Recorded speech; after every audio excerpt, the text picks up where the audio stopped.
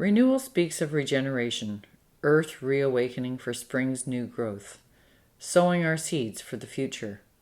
This past spring, COVID-19 turned the world upside down, shaking the status quo, testing our resolves, our own and society's flaws magnified.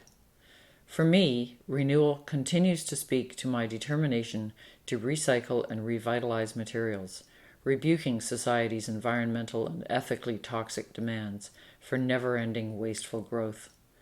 This COVID time has also made more urgent my natural desire to develop new forms for provoking conversations.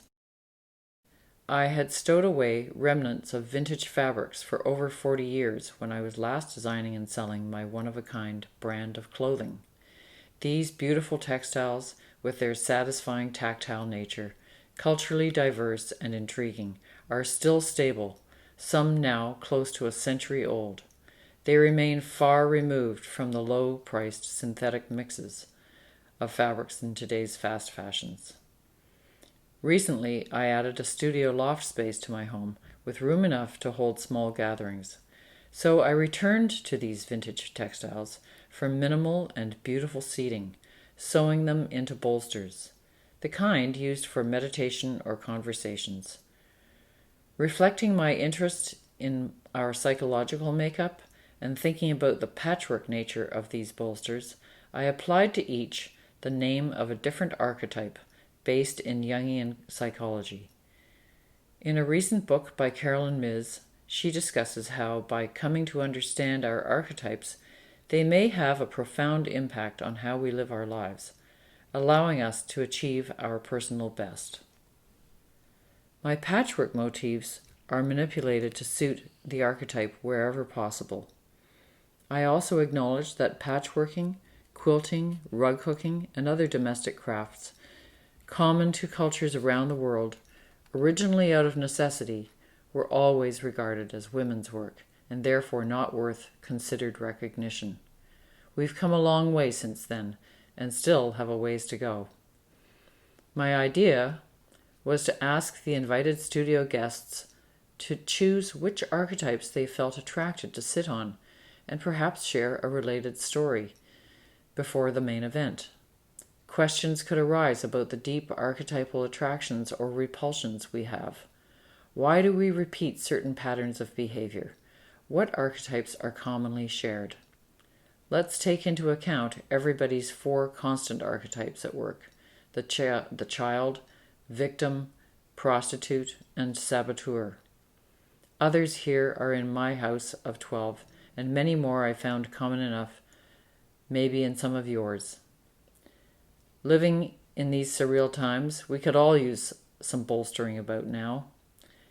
Responding to the uncertainty, the bolsters now form several sandbagged style walls, isolating and no longer offering repose. However, they now do offer possible profiles, and visitors may still contemplate which archetype could apply to either their present, their past, or to other people they think they know. Whatever visitors decide, by utilizing archetypes and stories to practice solidarity, I am still trying to make space to foster reflection, deliberation, and I hope discussion.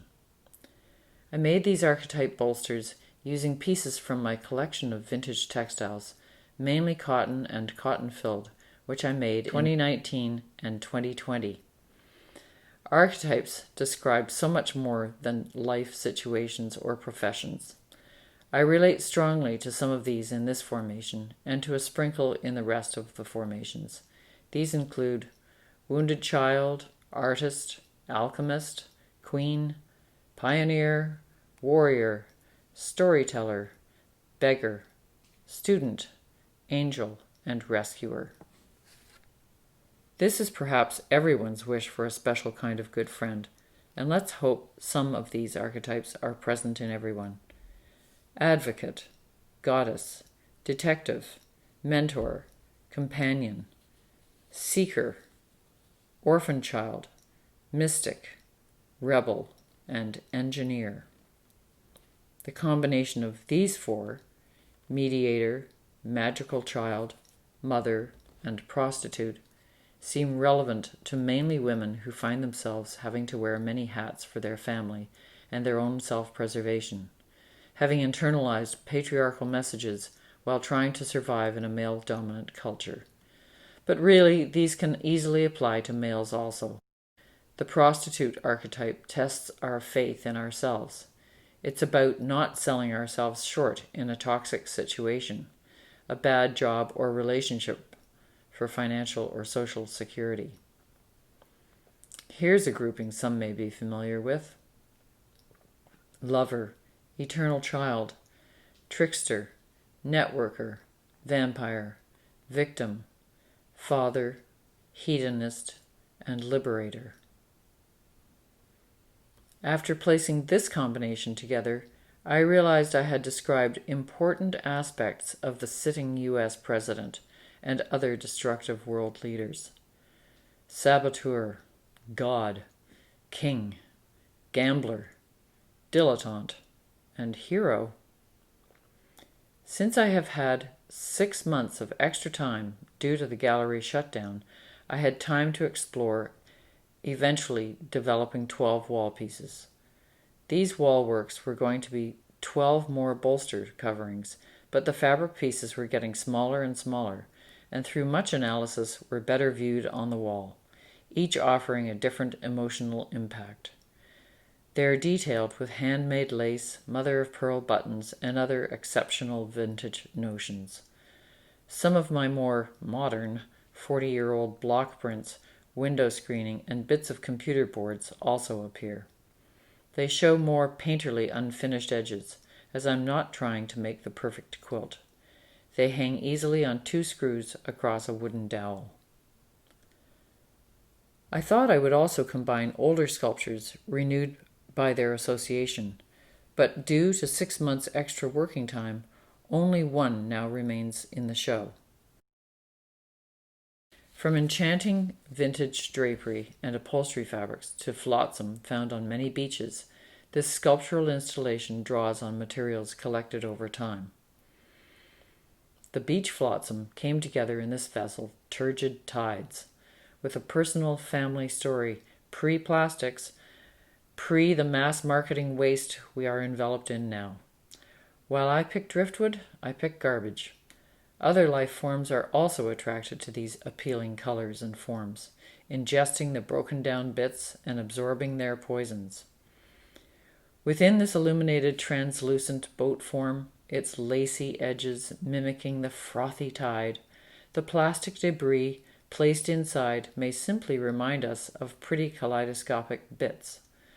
But in my personal narrative written on disposable plastic wrap, part of the dilemma, I question our cultural and environmental practices reflected in our exploding throwaway societies. The abundance of plastic bits in my boat functions to partially obscure the message, just as the monstrous plastics problem is partially hidden by being out in the middle of the oceans, often brought there by enormous container vessels. Throughout this pandemic, our electronic devices have exceeded expectations in many ways, helping us to stay connected, like this, and maybe have helped us realize in our isolation who and what we are most missing and want to care about. My vision of the future includes having gatherings without masks and separation where we can finally converse in person, but I offer this for here and now.